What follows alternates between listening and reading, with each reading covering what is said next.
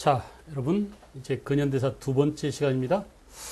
지난 시간에는 저와 함께 여러분들이 우리 근현대사에 대한 간단한 소개를 들었습니다. 그죠? 근현대사를 공부하는 자세, 또 공부해야 될 그 방식, 그리고 출제 유형, 학습하는 태도, 또 강의의 그 전개 과정, 이런 것들에 대해서 미리 공부를 했었고요. 제가 이제 그 기회에 있을 때마다 여러분들에게 늘 말씀드리지만 제 강의를 들을 때는 먼저 강의에 집중해서 책을 보지 말고 한번 들어보기를 권합니다. 어차피 영어는 역사는 영어로 히스토리라고 했잖아요. 그래서 스토리 과정, 전개 과정을 좀 잘 이해하셔야 합니다. 그래야 기본적으로 역사 스토리 전개가 어떻게 되는지 이걸 알아야 시간을 잡을 수가 있어요. 시간의 흐름을. 그래서 시대의 구분이라든지 시간의 개념이라든지 이런 것들을 잘 알 수 있고 선후 관계를 파악해야 역사 인과관계가 술술술 풀려나가기 마련이에요. 알겠어요? 그래서 먼저 강의를 들으신 다음에 강의 들으면서 필기한 내용을 가지고 다시 한번 책을 보십시오. 여러분들 책을 보시면 제1장 한국의 근현대사 이해 이렇게 돼 있죠. 그 다음에 제1편이 근대의 태동 이렇게 나왔을 겁니다. 제2편이 근대사의 전개, 그리고 제3편이 현대사의 이해 이렇게 돼 있어요. 그래서 이제 이 1장은 지난 시간에 했던 내용을 보다도 구체적으로 우리가 다룰 내용의 범주가 이런 거란다. 그리고 그 중에 중요한 개념은 근대라는 거란다. 이 근대에 대한 얘기를 본격적으로 해야 되는데 제2편과 제3편, 근대사의 전개, 현대사의 이해 이 부분은 안 해도 되겠습니다. 왜냐하면은 그것이야말로 우리가 본격적으로 다뤄야 될 근현대사에 대한 주요 내용이고 오늘 이 시간에는 근대에 대한 개념에 대해서 좀 여러분과 함께 의논하고 공부하고 이걸 좀 완전히 알아야 우리가 공부하는데 훨씬 더 수월해지거든요. 그래서 개념은 문제가 있기 때문에 어려울 수 있습니다. 어떻게 보면 모든 학문은 개념 정리라고 볼 수 있습니다. 수학도 마찬가지예요. 수학도 여러분들이 개념을 정리해야 됩니다. 점이란 무엇인가? 알겠어요? 점과 점을 연결하면 이게 선이다. 선을 연결하면 또 면이다. 이런 것들이 전부 다 개념이잖아요. 이런 것처럼 우리 역사도 마찬가지로 개념이 중요합니다. 특히 이제 개념을 시간 속에서 사건과 함께 연결지어서 어떻게 판단하느냐 이런 것들이 굉장히 중요하다고 볼 수 있죠. 자신 있죠? 시작에 나가겠어요. 근대의 태동이라고 했는데 자 여기서 우리가 주의해야 될 개념이 근대입니다. 근대. 그리고 이 태동이라는 개념이에요. 그래서 근대란 여러분들이 잘 알다시피 모던입니다. 모던. 그죠? 자, 이 모던이라는 이 단어를 우리말로 번역하기가 좀 애매합니다. 어떨 때는 현대라고도 하고 어떨 때는 근대라고도 하는데 되게 우리가 이제 근대, 역사에서 근대라고 말하면 되게 모던이라고 보고 특히 1945년 2차 세계대전이 끝난 이후부터 현대로 되게 보거든요. 그래서 이 현대는 근대를 비욘드한, 뛰어넘는 포스트 모던 이렇게 분류하기도 해요. 알겠어요? 여러 가지 문화 현상, 여러 가지 사회 현상 이런 것들이 그 이전 시대와 달라지기 때문에 시대의 성격이 달라지기 때문에 우리는 근대와 현대를 구분 짓는 것입니다. 알겠어요? 그래서 그 근대란 뭐냐? 모던이라고 하는 이 근대는 뭐냐? 그 이전 시대와 구분되는 거죠. 그 이전은 중세였는데 중세에서 근대로 왔다. 알겠어요? 자, 중세는 신 중심의 사회였고 신 중심의 신앙 중심의 믿음 중심의 그런 사회였습니다. 그런데 근대란 뭐냐? 근대란 인간 중심의 사회가 되었다라고도 볼 수 있어요. 그죠? 자, 신에 대해서 일방적으로 무조건 믿어버리는 그런 믿음이 아니라 인간의 뭘 강조하는? 이성을 강조하는. 그래서 인간과 이성은 뗄래야 뗄 수 없는 그런 관계 속에 놓여 있습니다. 그죠? 우리가 이 이성을 다른 말로 합리적이다 이렇게도 얘기해요. 합리적인 그런 사고죠. 인간의 사고. 근대라는 말과 가장 여러분들이 밀접하게 연관지어서 생각해야 될 개념이 바로 뭐냐? 합리적 이성입니다. 알겠어요? 이성을 가진 인간이라는 전제하에 근대사회가 전개되는 거죠. 그죠?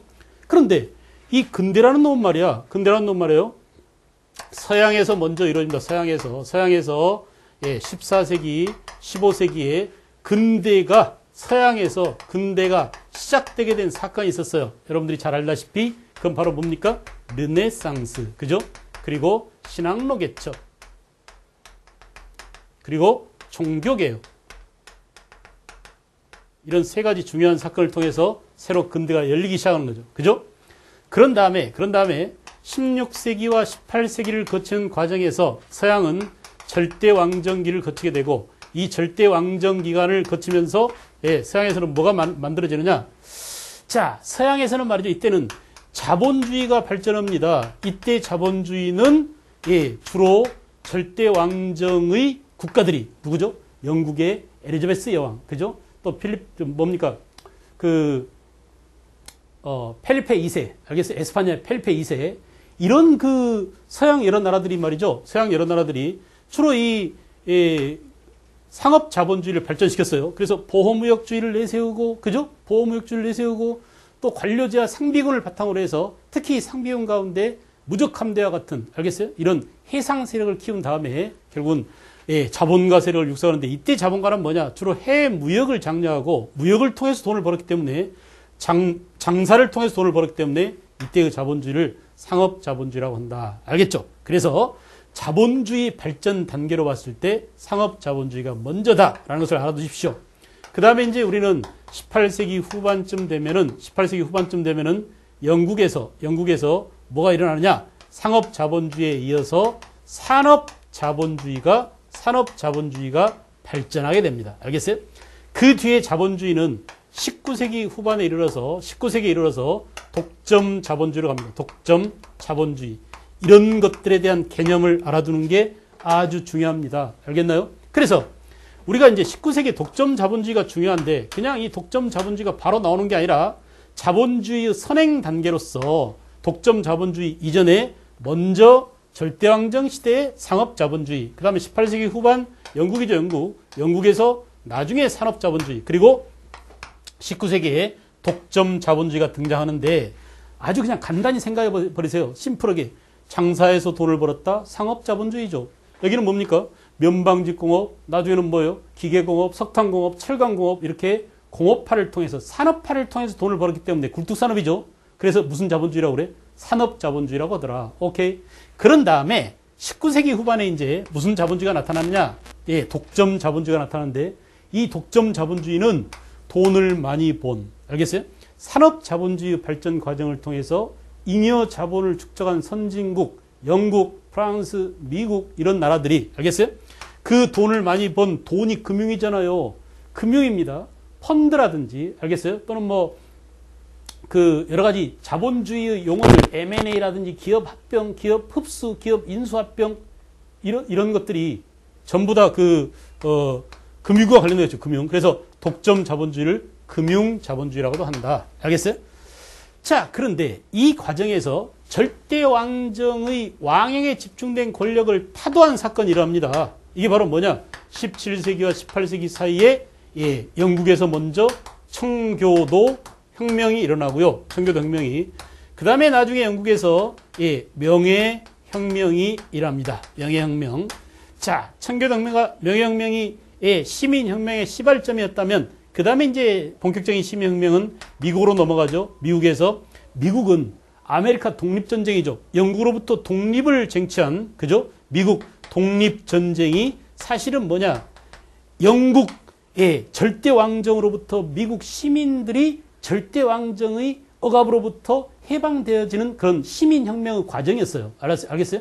국가 대 국가로 말하면 영국 절대왕정의 식민지 상태로부터 미국 시민들이 해방되는 과정이었지만, 알겠죠? 또 한편으로 보면은 그것이야말로 시민혁명의 일종이었다. 그죠?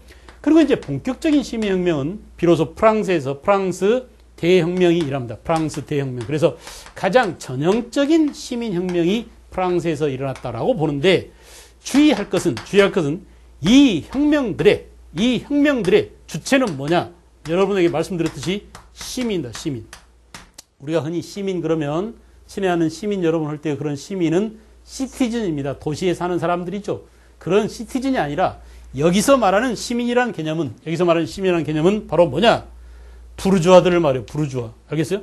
부르주아, 다시 다른 말로 바꿔서 말하면 상공업자들을 말한다. 상공업자. 그래서 시민혁명을 통해서 이 부르주아 상공업자들이, 즉 시민들이 역사의 주인공으로 등장하게 되는 것입니다.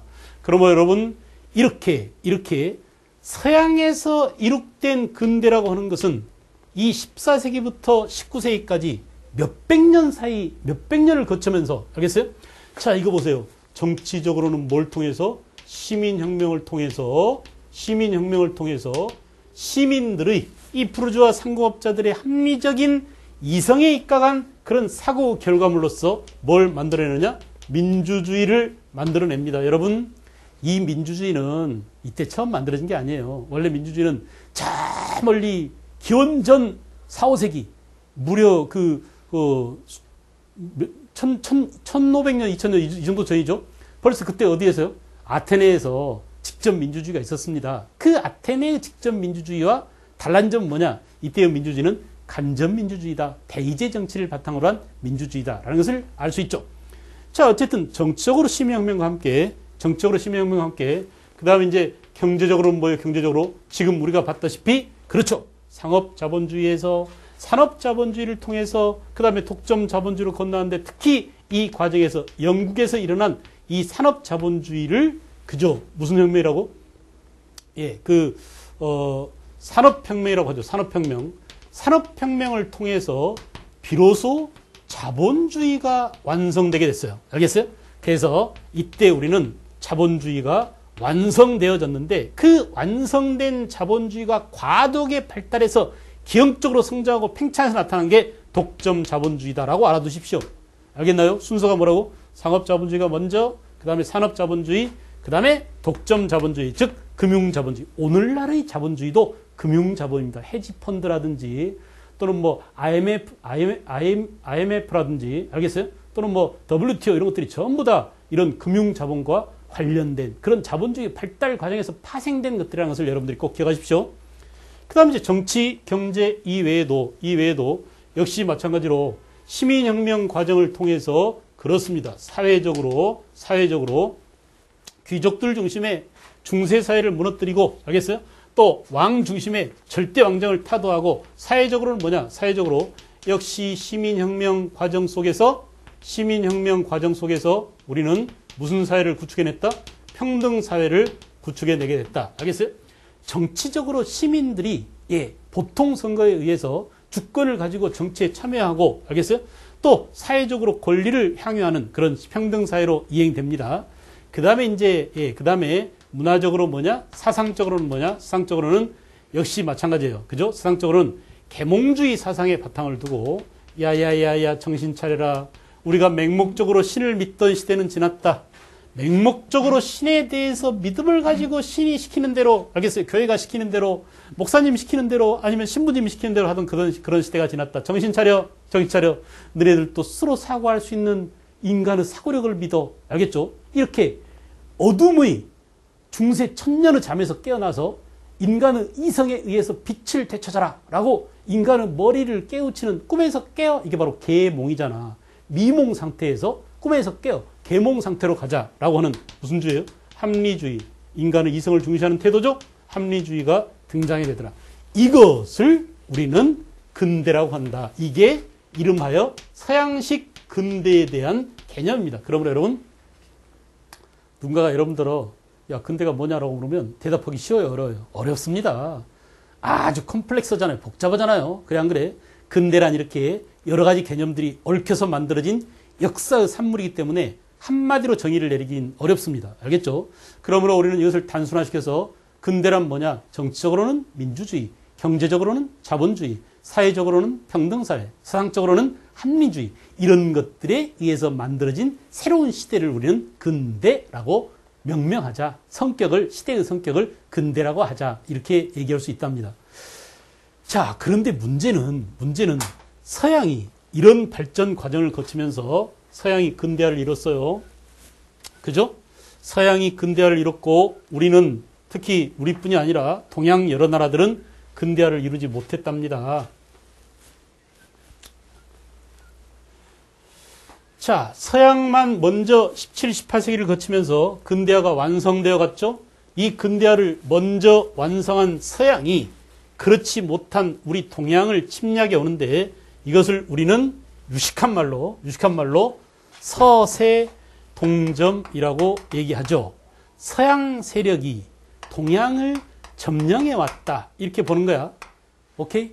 어려워요? 쉬워요? 어렵지 않습니다. 쉬워요. 그럼 서양 세력이란 뭐냐? 서양 근대 자본주의 또는 뭐 독점 자본주의, 그죠? 또는 그 제국주의 침략 세력이다 이거야. 자, 그럴 때 동양을 점령해 오고 있을 때 알겠어요? 서양 근대 세력이 동양을 점령하고 있는데 조선은 뭐냐? 조선 후기는 특히 조선 후기는 17세기와 18세기 아닙니까? 임진왜란을 기점으로 해서 외란이 일어난 이후 조선 후기라고 합니다. 1592년 외란이 7년 만에 끝나고 결국은 이제 17세기, 18세기를 우리가 조선 후기라고 하는데 이 조선 후기는 서양의 근대화의 과정과 시간적으로는 같이 가고 있어요. 그래 안 그래? 자, 이 얘기야 지금. 서양이 이렇게 근대하고 있을 때 조선 너네는 뭐 했냐? 우리도 그냥 멍청하게 양반 중심의 중세적인 봉건적인 사회를 유지하고 있다가 서양한테 당했어. 알았어요? 특히 서양한테 당한 것은 좀 덜 억울한데 바로 우리한테 밥 빌어 먹고 맨날 우리한테 세견선, 세사미두 알겠죠? 대장경 좀 빌려주세요. 인쇄술 좀 가르쳐주세요. 이지랄하던 일본 놈들한테 나라를 빼앗겨서 이게 얼마나 쪽팔리는 겁니까? 그래 안 그래? 그래서 옛날에는 말이야 우리가 멍청해가지고 근데 꿈도 못 꾸고 있다가 일본한테 완전히 당했어라고 했는데 나중에 조사를 해보니까 공부를 해보니까 아니야. 우리도 서양 즉 세계사의 흐름과 비슷한 그런 맥락 속에서 근대 사회로 갈 만한 여러 가지 사회적 제해 조건들이 형성돼 있었더라 이거야. 그걸 우리는 뭐라고 하느냐? 조선 후기 근대가 우리도 태동하고 있었다. 근대를 이거 봐요. 서양은 이런 출산 과정을 통해서 혁명이라는 아주 거친 역사적 역동적인 대사건이죠. 기존의 사회를 완전히 붕괴시키고 들러엎고 새로운 질서를 창조하는 게 혁명 아닙니까? 이런 시민혁명 또는 뭐 산업혁명 이런 격변의 시대를 거쳐서 서양은 근대라는 옥동자를 싹 낳았습니다. 옥동자인지 뭐 뭔지 모르지만 하여간 기형한지 모르지만 옛날에는 근대가 대단한 줄 알았어요. 근데 요 근래 와서는 근대 이것들이 아주 순 엉터리야. 인간 중심의 사회, 인간 위주 세계를 만든다는 게 결국은 전 자연 질서에 위배되는, 알겠어요? 자연을 파괴하는. 그래서 근대 합리적인라고 하는 것들이 인간 중심의 이기적인 역사 발전 과정이었어라고 요즘은 포스트 모더니즘적 입장에서 근대를 공격하는 측면이 강합니다. 그러니까 우리가 옛날에 근대를 못한 우리가 바보였어라고 하는 것보다는 이제 뭐야? 정신 똑바로 차리고 서양이 근대하고 있을 때 우리도 나름대로 서양의 근대와 비슷한 길을 가고 있었어. 서양은 근대라는 놈을 쑥 낳았어. 뭘 통해서? 시민혁명과 산업혁명이라는 출산의 과정이 있었다 이거야. 근데 우리는 출산은 못했어. 우리도 잘만 하면 출산할 수 있었는데 근대가 우리 배에 잉태돼 있었어. 뱃속에서 근대가 팔딱팔딱 뛰고 있었는데 일본 새끼들이 와가지고 우리 배를 걷어 차버렸네. 그래서 우리 근대를 어떻게 했어요? 임신한 적은 있어. 뱃속에 근대를 담아본 적은 있어. 근데 애가 살아서 나오지 않고 죽은 애가 나왔어. 그래가지고 어떻게 했어요? 그 일본한테 나라를 뺏겨버리고 결국 우리는 뭐냐? 완전히 그냥 나라가 남북으로 갈라진 이후에 오늘날까지 와서 이렇게 기형적인 국가로 발전한 것입니다. 우리가 안고 있는 지금 현재 여러분들이 말이야 높은 그 등록금을 내고 대학을 다녀야 되고 대학 나와봤자 취직도 안 되고 이태백으로 살고 있고 4.5정 5.6도 전 국민들이 삶의 힘든 모습을 겪고 있는 것은 우리 역사가 우리 근대의 과정 근대에서 현대로 넘어오는 이 과정이 아주 비정상적으로 전개됐기 때문이에요. 그것이 바로 뭐냐? 일본 놈들의 식민지 지배로부터 비롯된 것이기도 하고 알겠어요? 자 여러분 보세요. 얽힌 실타래가 지금 현재 우리들의 문제로 나와 있습니다. 이 문제를 풀어내기 위해서는 이 얽힌 실타래를 풀기 위해서는 역사의 시간을 거슬러 올라가서 그것이 그렇게 된 이유가 무엇인지를 따져봐야 되겠죠. 이걸 잘 따져보려면 어떻게 해야 돼?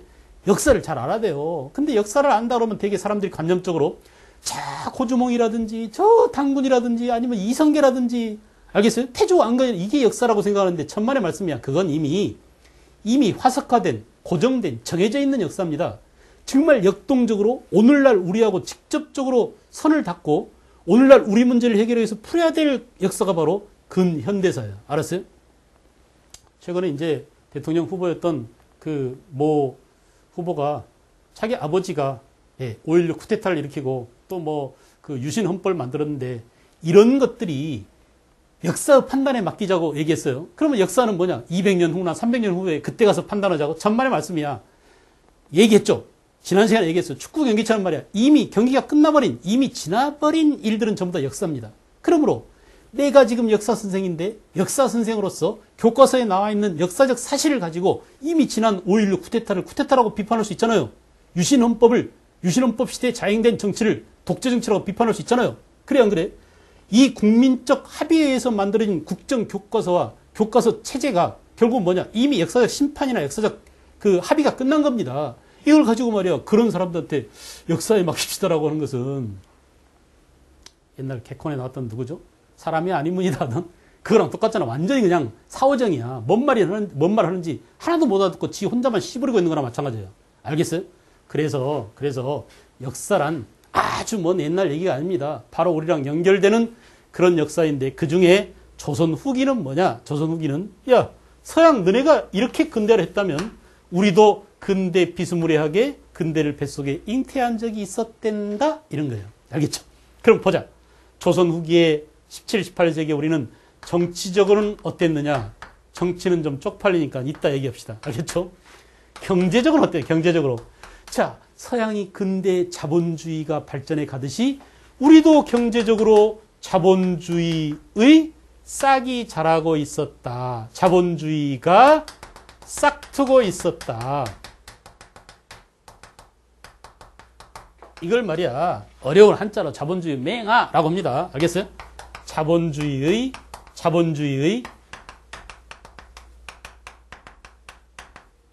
맹아라고 얘기해. 이거 맹아라고 읽어. 알겠죠? 이거 하지 말고 이렇게 하자고. 자본주의가 싹트고 우리 쉬운 말로 하자고. 자본주의가 싹트고 있었어요.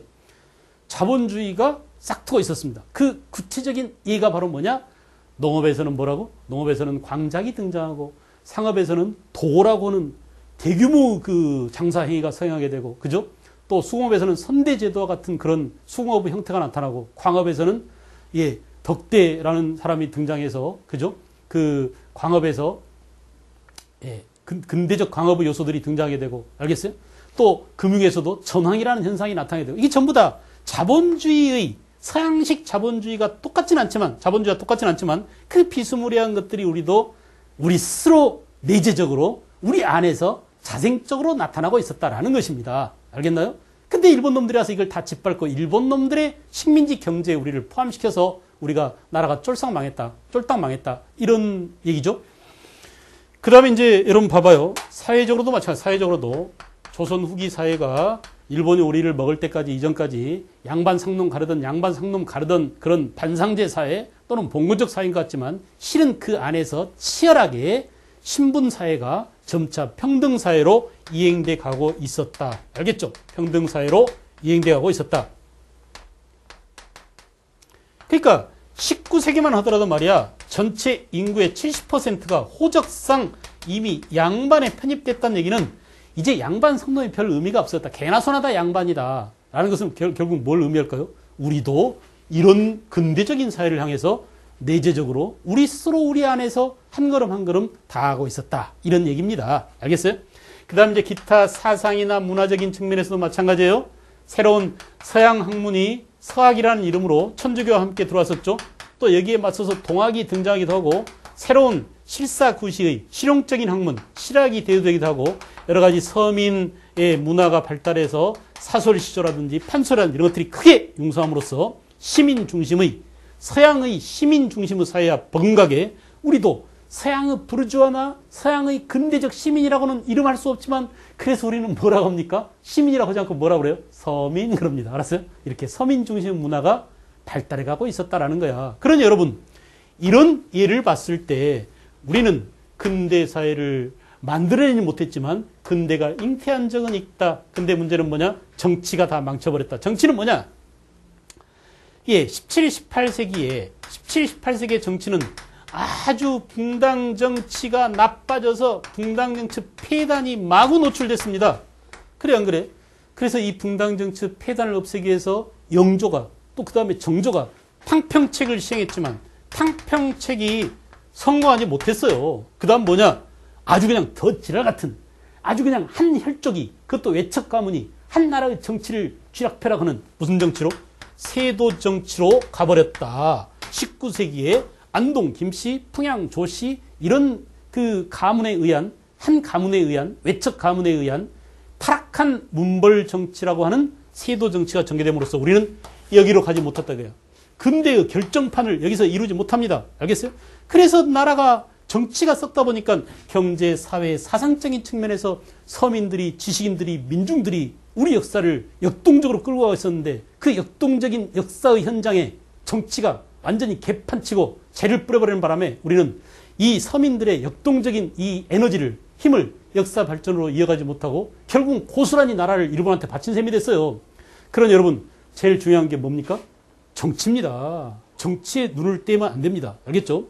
우리의 삶을 규제하고 우리의 생활과 우리의 사고와 우리의 모든 패턴을, 삶의 패턴을 규제하는 게 정치인데, 난 정치하고 상관없어. 나는 그냥 취직만 하면 돼. 열심히 공부만 하면 내 갈 길 가면 돼. 이렇게 하면 안 됩니다. 결국은 뭐냐? 내 삶의 모든 것들을 규제하는 게 정치에 있으니 우리는 역사가 발전할수록, 나라가 발전할수록, 알겠어요?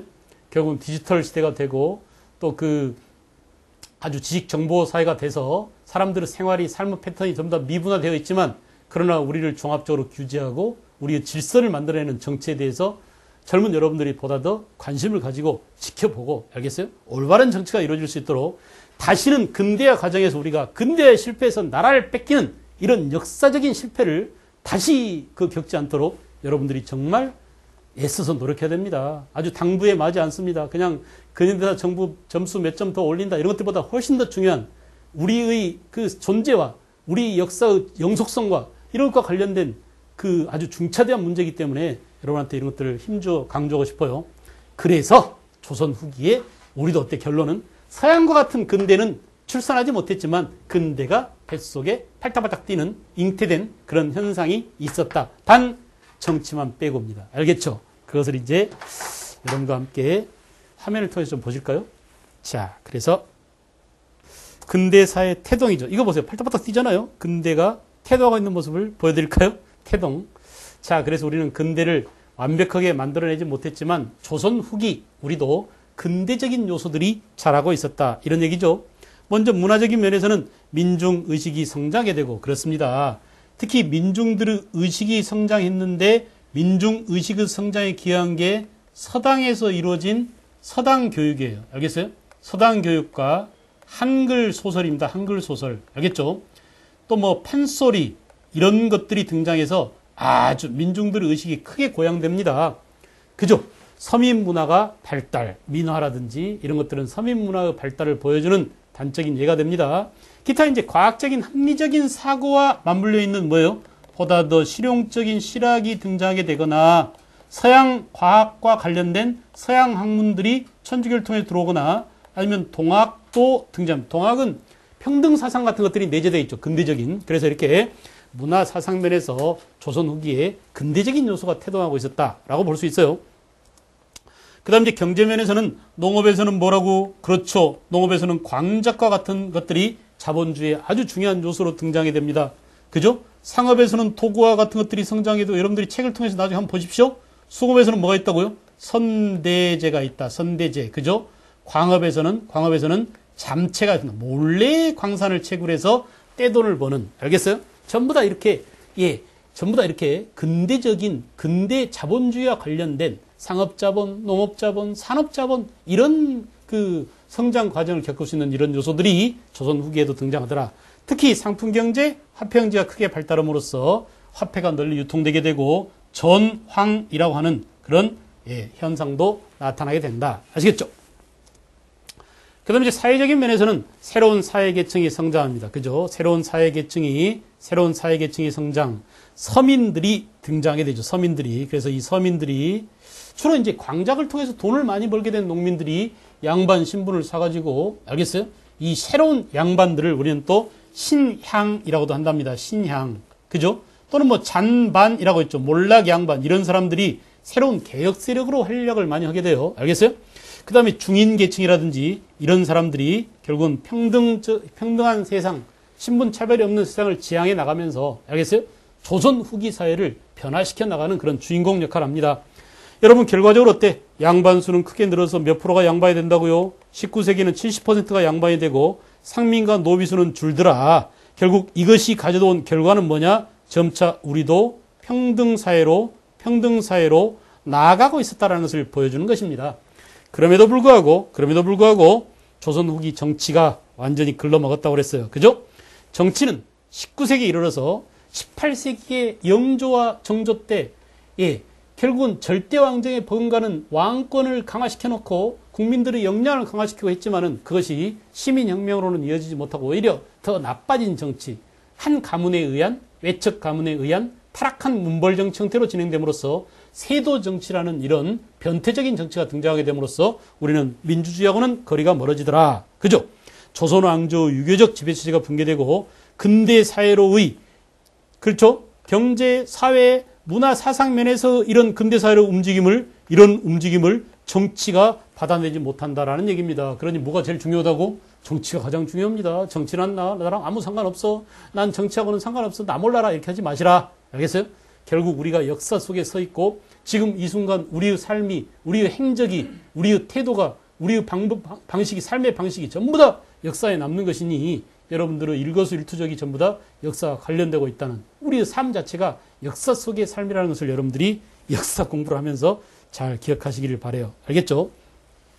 기타 이제 그 나머지는 조선 후기의 양반들의 생활 모습을 그린 김득신의 모습, 김득신의 그림, 또 논과리와 모내기. 여러분 이런 그림들 아주 그 모내기의 전형적인 모습이죠. 요즘에 이제 우리가 모내기 할 때 이양기라고 해서 기계로 이렇게 모판째 그냥 모를 그 노래다 심지만은 옛날에 이렇게 일일이 사람들이 한 줄로 서서 모내기를 했답니다. 이걸 다른 말로 뭐라고? 이앙법이라고도 하더라. 알겠죠? 모내기를 어려운 한자말로 이앙법이라고도 한답니다. 그 다음에 등찜장수, 등찜장수와 보찜장수를 묶어서 우리가 보찜장수를 보상, 등찜장수를 부상이라고 하고 이걸 묶어서 부보상 또는 보부상이라고도 하죠. 그죠? 이렇게 그림들을 통해서 조선 후기의 산업이 얼마나 활기차게 변했는지 또 이 서민들의 생활이 얼마나 활기 있게 새로운 사회를 향해서 열심히 살아가고 있었는지 이런 모습을 우리는 이런 당시의 사진과도 같은 기록물, 그림을 통해서 확인할 수 있다. 이런 얘기예요. 기타 이제 이거 보십시오. 양반 놈이 갓대가리 딱 쓰고 말이죠. 이렇게 담배 곰방대를 물고 이렇게 양반이 열심히 일하는 농민들의 생활 모습을 구경하고 있습니다. 타작마당이죠. 이게 김홍도의 유명한 그림이에요. 옆에 있는 그림은 김홍도의 서당 그림이에요. 서당. 아까 선생님이 말씀드렸죠. 이러한 서당이 보편화되고 수천 개의 서당이 전국에 깔림으로써 결국은 일반 민중들도 농민들도 의식이 많이 깨이게 되더라. 서민의식의 향상에 기여한 게 한글 소설과 서당 교육이라는 것을 꼭 기억하시기 바랍니다. 됐죠? 네. 그 다음에 이제 근대사의 태동 가운데 산업 각 분야에서 알겠어요? 자본주의의 싹이 트다. 우리가 조선 후기에 자본주의의 싹이 자라고 있는데 그 중에 뭐냐? 농업 분야에서는 모내기 이양법을 통해서 그렇습니다. 한 사람은 농부가 넓은 토지를 경작함으로써 대규모 토지를 경작하는 것을 광작이라고 하죠. 결국은 광작을 통해서 경영형 분농이라는 부자 농민이 출현하는가 하면은 그죠? 대다수 농민은 뭐예요?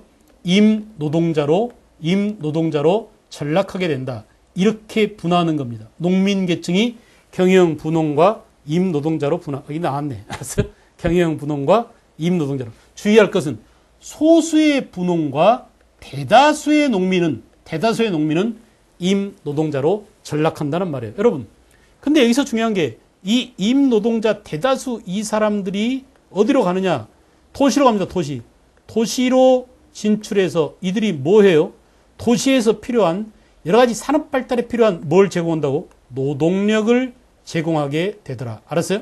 그러므로 농촌에서 빠져나간 농민들이 도시에 와서 상업에 필요한 장사꾼이 되거나 산업에 필요한 노동자가 되거나 광산 개발에 필요한 광산 노동자가 되거나 알겠어요?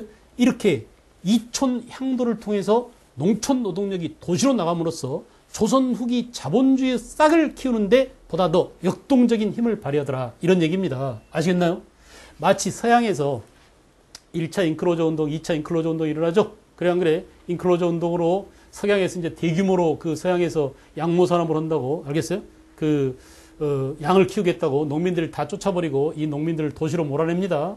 그래서 도시로 몰아낸 이들이 결국은 도시에 나가서 도시 노동자가 됨으로써 산업혁명에 필요한 인적 자원, 노동력을 제공하잖아요. 우리도 마찬가지로 조선 후기에 광작 때문에 농촌을 쫓겨난 농민들이 도시로 진출해서 다른 산업 발전에 필요한 노동력을 제공했다. 노동력뿐이 아닙니다. 인구 이동이라고 하는 것은 노동력의 이동일 뿐만 아니라 상품을 수요하는 소비의 이동이라고 볼 수 있죠. 소비자가 많이 등장해요.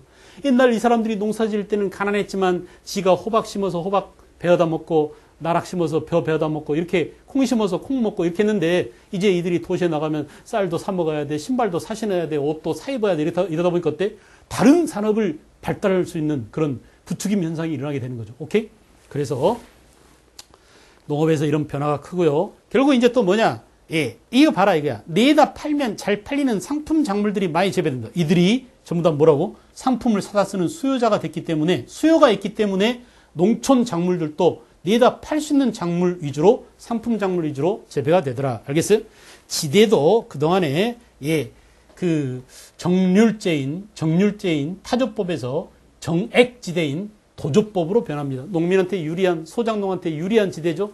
정해진 액수만 내면 생산이 늘거나 상품 작물을 재배해서 농민이 돈을 많이 벌 수 있는 그런 여건이 땅 가진 지주와 그 땅에서 땅을 빌려서 농사짓는 농민 사이에 지대 관계에서 농민한테 유리한 지대인 뭐라고? 도조법이 형성되게 됐다. 정액지대가 나타나게 됐다. 전부 다 이렇게 예, 농민들 가운데, 서민들 가운데 돈을 벌 수 있는 요소가 등장이 됐다. 농업에서. 오케이? 상업, 수공업도 마찬가지입니다. 수공업도 점차 이제 민관 수공업이 발달해 조선 전기에는 어때요? 관영 수공업 체제였죠? 모든 수공업이 관청 중심의 수공업이었는데 조선 후기가 되면은 민간 수공업이 발달하더라. 특히 상인들이 돈을 미리 대주고 선대해주고 야 내가 이 돈 줄게 네가 물건이랑 사가지고 나한테 물건을 납품해 줄래? 그래서 원료하고 자본은 우리가 대고 판매는 우리가 맡을 테니까 물건 네가 만들어만 줘. 이렇게 주문 생산과 마찬가지로 선대제 수공업이 발달했습니다. 이게 이제 그 산업혁명으로 가기 전 단계의 그런 그 수공업 단계라고 볼 수 있죠. 매뉴팩처 단계 이전에. 그 다음에 이제 독립수공업이 등장. 그 중에 상인 자본으로부터 독립해서 아니야 내 자본 가지고 내가 직접 물건 만들어서 내 레떼를 붙여서 내 가게에서 내가 직접 팔아서 돈 벌래. 이런 상인 자본으로부터 독립한 수공업자를 뭐라고? 독립수공업자라고 그래요. 알겠어요? 어쨌든 이렇게 근대적인 수공업 생산체제로 이행하는 그런 모습들이 수공업에서도 나타나더라. 농업에서 광작이 있었던 것처럼 예, 수공업에서는 뭐가 있다고? 선대제 수공업이 있다는 것을 꼭 기억하십시오. 됐죠? 그 다음에 상업도 마찬가지입니다. 상업에서도 자, 시전과 난전, 국가 상인인 시전과 국가 허락받지 않고 마음대로 물건을 파는 난전 상인들이 경쟁적으로 발달합니다.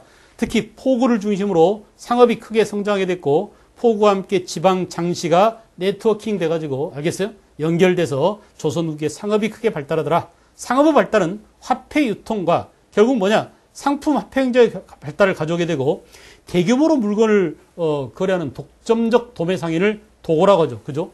독점적 도매 상인을 도고라고 하는데 개념이 좀 어렵잖아요. 그럼 허생 생각하면 돼요. 허생이 어떻습니까? 안성, 평택, 전라도, 충청도 이런 데서 그냥 물건, 제사용품 다 싹쓸이 가지고 사다가 추석 때 물가 왕창 올린 다음에 그래 안 그래? 매점 매석해가지고 그 내다 팔아서 비싼 값으로 내다 팔아서 떼돈을 버는 싸게 왕창 사가지고 물건이 시중에 동나게 만든 다음에 수요는 많은데 물건이 없으면 물건 값이 오를 거 아니야. 그때 오른 값으로 지가 산 물건 싹 내다 팔아서 떼돈을 버는 그런 도매상인을 뭐라고?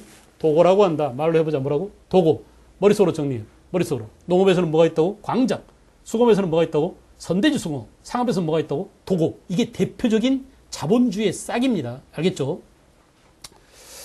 그래서 상업 자본이 축적되고 있다. 여러분, 우리가 아까 다룬 내용이 생각나죠? 우리도 조선 후기에 상업 자본이 장사해서 돈을 버는 그런 사례가 등장하고 있다. 이런 얘기입니다.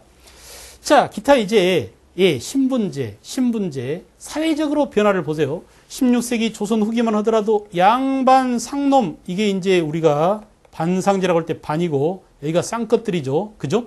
양반, 중인, 지배층을 반으로 보고, 그죠? 상민과 노비를 상놈으로 봐서 반상제라는 고정적인 신분제도 이게 유지됐었는데, 이게 17세기와 18세기에 붕괴되게 되더라. 왜 붕괴되느냐? 조선 후기에 무엇이 발달해서? 산업이 발달해서. 그래 안 그래 여러분? 농업에서 광작, 상업에서 도고, 수업에서 선대제, 광업에서 참채 이런 걸 통해서 어때요? 이거 보세요. 서민들의 무엇이 향상됐어요? 경제력이 향상된 겁니다. 그 경제력이 향상된 서민들이 양반으로 어때요? 양반 신분을 획득했잖아. 그래 안 그래? 그래서 이렇게 양반들의 쪽수가 왕창 늘더라. 전체 인구 가운데 이게 좀 그림이 이만큼 늘어야 됩니다. 양반 인구가 이만큼 이렇게 70%가 양반이 되고 나머지 중인, 상민, 노비가 그 밑에를 차지한다 이거야. 그래서 결국은 뭐냐? 예, 그동안의 고정적인 폐쇄적인 신분제인 예, 반상제가 붕괴되고 조선 후기에는 점차 무슨 사회로 가고 있다? 어쨌거나 평등 사회를 향해서 한 단계 한 단계 한 걸음 한 걸음 나아가고 있다. 이런 모습을 우리는 우리 역사에서 증명해 볼 수가 있답니다. 그죠? 구체적으로 이제 신분제 변화 양상을 숙종 때부터 철종 19세기까지 변화 양상을 이거 보세요. 이게 점점 양반 수가 늘어가는 모습이야. 알겠어요? 예, 양반 상민수는 점점 줄어가게 되고 노비도 점점 줄어가게 된다. 이런 문제가 생기면 뭐가 발생할까요? 무슨 문제가 발생할까요? 국가 세금 수입이 늘겠어요, 안 늘겠어요? 줍니다. 세금을 부담하는 담세자의 수는 줄어들고 세금을 안 내는 양반 새끼들의 수가 이렇게 늘기 때문에 국가가 가난해지고 결국은 뭐냐? 특정한 사람들은 떼부자가 됐지만 국가는 가난해지고 그래서 나라가 망하게 됩니다. 알겠죠? 역사가 주는 교훈이 뭘까요? 다 같이 잘 살아야 돼요. 다 같이 잘 살고 세금 내는 사람은 수가 많아야 되는데 알았어요? 지금 우리가 예, IMF 이후로 경제 성장을 많이 했습니다. 그래 안 그래? 또 그 유럽발 금융위기 또 미국발 금융위기 그가 덮친 이후에도 우리나라는 경제적으로 성장을 많이 했다고 합니다. 그러나 그 성장의 과실들이 대기업이나 재벌한테만 넘어가고 서민들 중산층은 죽어가고 있습니다. 세금을 부담해야 될 중산층들은 죽어가고 있고요. 세금을 안 내는 새끼들은 떼돈을 벌고 있습니다. 삼성 세금 냅니까? 세금 안 냅니다. 삼성 이건희가 지 아들 이재용한테 수천억 원 몇 조 원 재산을 물려주고 거기에 상하는 세금을 안 내고 지금도 버티고 있어요. 그래 안 그래?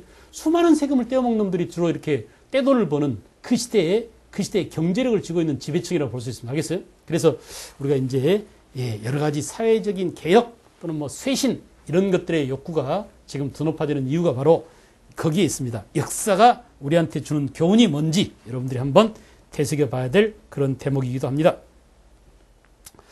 자, 여러분, 시골에서는 돈을 많이 번 새로운 분홍들이 새로운 양반이 됐습니다. 이들이 신향이라고 하고, 그 다음에 기존의 사림 양반들 있죠. 직권 양반들, 시골 양반들, 이들을 구향이라고 합니다.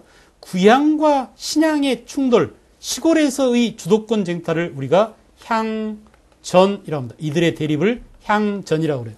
이 향전 속에서 주로 이들한테 그러니까 분홍이라든지 새로 돈을 많이 번 도고라든지 이들한테 양반 신분을 팔았던 수령이나 향리는 이들과 결탁된 관계, 신양과 관권이 결탁됐다는 이 말의 표현. 알겠어요?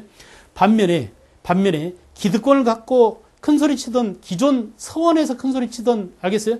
그런 사림 양반, 구향과는 서로 견제관계. 알겠죠? 그래서 이들이 이렇게 싸울 때 이 사람들은 이쪽 편을 들고 있다라는 사실을 꼭 기억하실 것. 알겠어요? 이거 이제 전부 다 전 근대를 마감하면서 여러분들이 배웠어야 할 그런 내용입니다.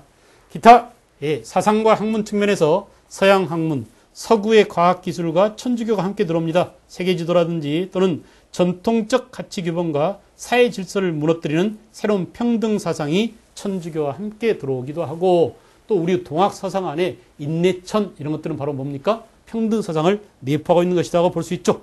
동학 안에 서학에 대응하는 민족 종교로서 동학이 창시되는데 그 동학 안에는 또 뭐라고요? 평등 사회가 평등 사상이 담겨 있다는 것도 함께 알아두십시오. 농민 중심의 현실 개혁을 추구하는 사회 모순, 조선 후기 사회 모순, 알겠어요? 소수의 양반이나 소수의 문벌 가문들 이들은 떼돈을 벌고 있고, 알겠죠? 나머지 대다수 민중들이 죽어가고 있는 그런 사회 모순을 직시하고 농민과 함께 손을 잡고 조선 사회를 구제해 보겠다고 들고 일어난 게 바로 동학 농민운동이랍니다. 알겠나요? 그 다음에 이제 실학에서는 몰락 양반인 잔반들이 주로 주도가 돼서 새로운 실용적인 실사구시 학문들을 내세우고 그 안에도 역시 평등사상이 내포되어 있었습니다. 민생 안정과 부강병을 내세우고 신문제 폐지라든지 상공업 기술 또 청과 통상 강화 이런 것들을 강조했지만은 역시 주장에 그쳤을 뿐 현실을 개혁시키지는 못했다라는 점에 주의해야 됩니다. 알았어요? 사상이고 주장이었지. 그들이 당시 권력을 잡고 있는 정치 지배계층이 아니었어요. 현실 사회에서 몰락한 몰락 양반인 잔반입니다. 정약용 생각해보세요. 귀양 같잖아요. 그래 안 그래? 전라도 광진에 귀양 가서 무려 500여 권의 책을 썼는데 그 책 속에 이런 현실 개혁, 알겠어? 부국강병이나 민생 안정과 관련된 그런 여러 가지 개혁 사상이 나왔지만 그런 개혁 사상을 지배자들이 담아내지 못합니다. 이런 개혁의 요구를 수용하지 못하고 결국은 나라를 망하는 길로 끌고 가더라. 알겠죠? 이런 역사가 되풀이되지 않도록 여러분들이 눈을 크게 뜨고 지켜봐야 됩니다. 이제 좀 있으면 19세가 되면 이런 모습의 이양선이 우리나라 연근에 나타나서 이 잠자고 있는 조선을 개항시키려고 합니다. 그 개항의 선봉에 섰던 놈들이 바로 이웃나라인 일본이죠. 그래 안 그래? 우리는 이 역사의 소용대로 들어가는 것을 다음 시간에 이제 맞이합니다. 다음 시간에 바로 이 사람이 등장했죠. 흥선대원군. 문을 굳게 닫아 걸고 있는데 세국정치하는데 문 열어 못 열어 하면서 결국은 옆에 있는 일장기를 단 일본 놈들이 알겠어요? 결국은 와서 우리나라를 강제로 빗장을 열고 강제로 개항을 시킨데 그게 바로 뭐냐? 강화도 조약이다. 이 소용돌이 치는 조선의 역사를 다음 시간에 들어가도록 하겠습니다. 수고했습니다.